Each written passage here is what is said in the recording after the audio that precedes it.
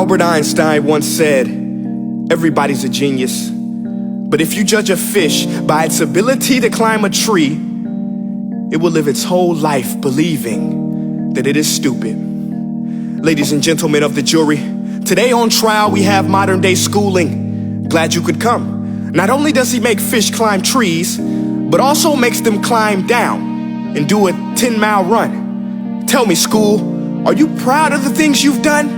Turning millions of people into robots, do you find that fun? Do you realize how many kids relate to that fish swimming upstream in class, never finding their gifts, thinking they are stupid, believing they are useless?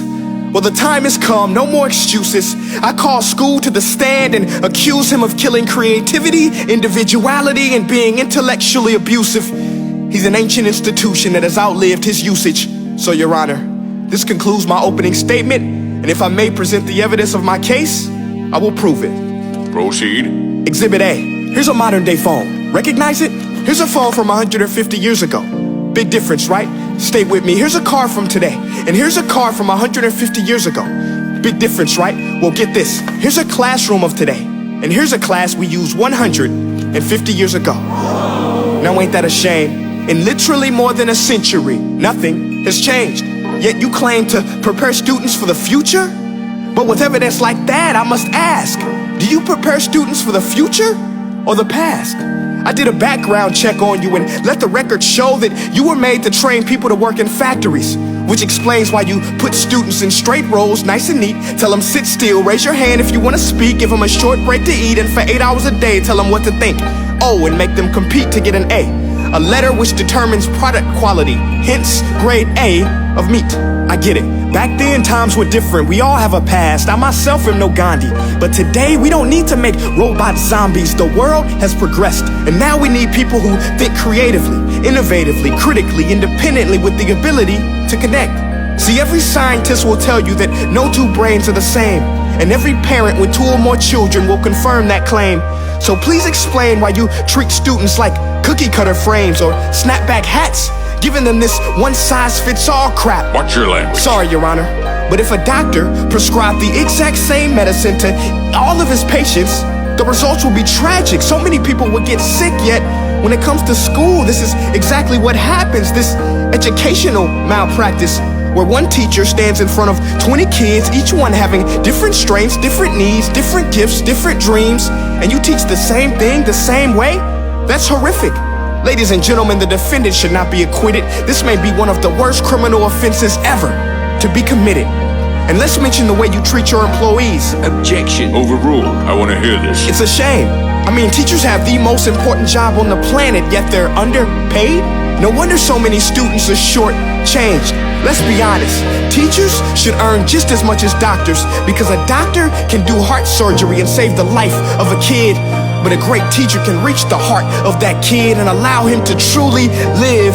See, teachers are heroes that often get blamed, but they're not the problem. They work in a system without many options or rights. Curriculums are created by policymakers, most of which have never taught a day in their life.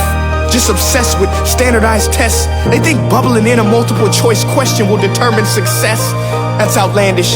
In fact, these tests are too cruel to be used and should be abandoned, but don't take my word for it. Take Frederick J. Kelly, the man who invented standardized testing, who said, and I quote, "These tests are too cruel to be used and should be abandoned." Ladies and gentlemen of the jury, if we continue down this road, the results will be lethal. I don't have much faith in school, but I do have faith in people. And if we can customize healthcare, cars, and Facebook pages, then it is our duty to do the same for education, to upgrade it, change it, do away with school spirit, because that's useless. Unless we're working to bring the spirit out of each and every student, that should be our task. No more Common Core. Instead, let's reach the core of every heart in every class. Sure, math is important, but no more than art or dance. Let's give every gift an equal chance. I know this sounds like a dream, but countries like Finland are doing impressive things. They have shorter school days, teachers make a decent wage, homework is non-existent, and they focus on collaboration instead of competition. But here's the kicker, boys and girls. Their educational system outperforms every other country in the world. Other places like Singapore are succeeding rapidly. Schools like Montessori, programs like Khan Academy. There is no single solution, but let's get moving. Because while students may be 20% of our population, they are 100% of our future. So let's attend to their dreams, and there's no telling what we can achieve.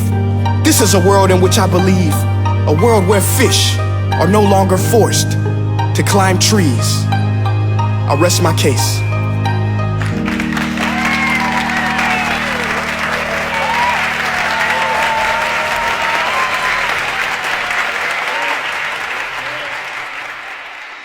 Hey guys, my name is Prince EA, and I want to say thank you so much for watching my video. But now, I want to know what you think. How can we together create a more efficient, effective, and just better future of learning? I want you to visit nestday.com/preorderthefuture and share your thoughts and ideas on the topic. Peace.